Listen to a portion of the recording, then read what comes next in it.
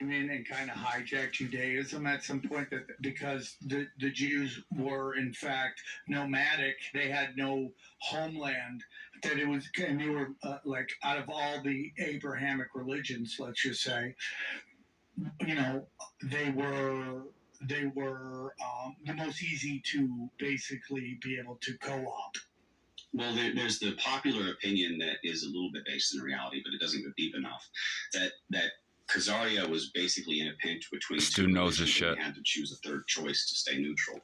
And the king of Khazaria did force his entire people to convert to Judaism and learn the language, interestingly enough. That's where we're getting a lot of the Yiddish from.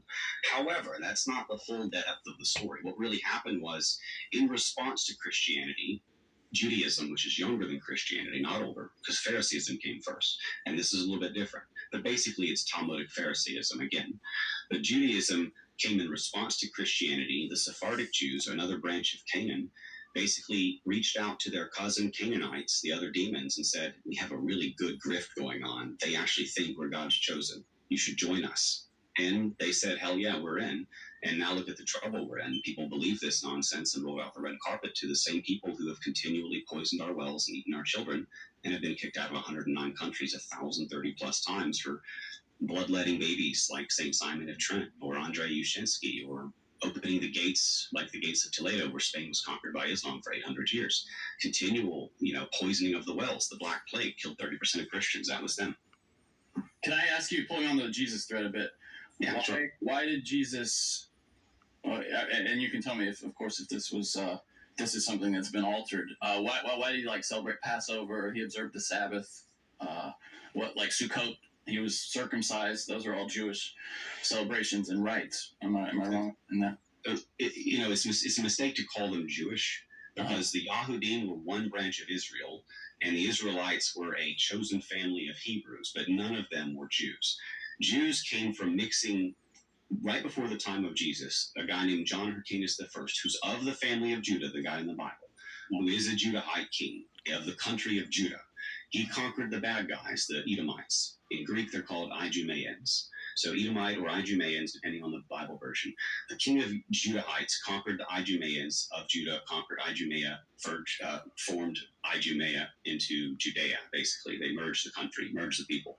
So you have God's chosen people, the Judahites, the Judean Judahites, and you have the Satan's literal children, the Judean Edomites, or Idumeans. And they all observe these Jews, right? They're both Judeans, even though Judea is now a multicultural region. They're not Yahudim. They're not of the bloodline of Judah, though. They have zero evidence for that. So your argument is a genetic argument, it sounds like. Is that right? Well, there are peoples, and basically the Bible tells the story of all the peoples. I mean, we know that there are distinct races and groups. Like, where did they come from? The Bible tells us that. Yeah. But the people of the people of Jesus, the Judahites, the people of Judah, those are what became the Irish people, one of multiple nations that would fulfill many specific prophecies and become a multitude of nations, a blessed multitudinous seed with many, many, many children. Not this one singular nation of less than 2 to 3% of the world population. They were supposed to go and spread the gospel to the world, for example. The Jews don't spread the word at all. They don't even want you to read it.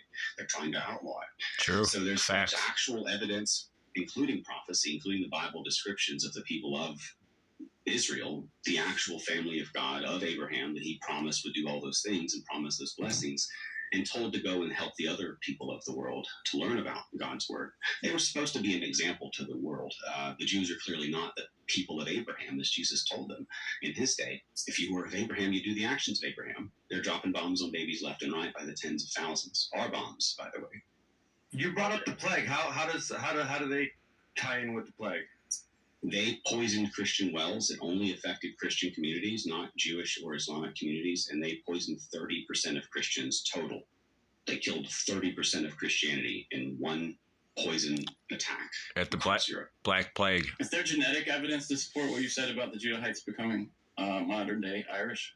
Yeah, we even have Jewish geneticists admitting they're not the actual people of Israel, for example. 97% of Jews, according to Aaron El-Hayek, I think it was, are not of Abraham. And we also have a ton of evidence, including the anthropology, the etymology, the symbolism, the heraldry, the archaeology that all point toward, and I'm not even just using Bible, I'm not even talking about biblical descriptions and prophecies, but just the actual sciences, all point toward the Europeans are the lost tribes, plural, of Israel. For example, 1948, Israel fulfills no verse in the Bible. However, America, 1776, is literally in Leviticus 26:18 by the math. So is the founding of the UK in 1901 AD. Wow. Fascinating. Wow. It's interesting. These are dangerous conversations. Dangerous.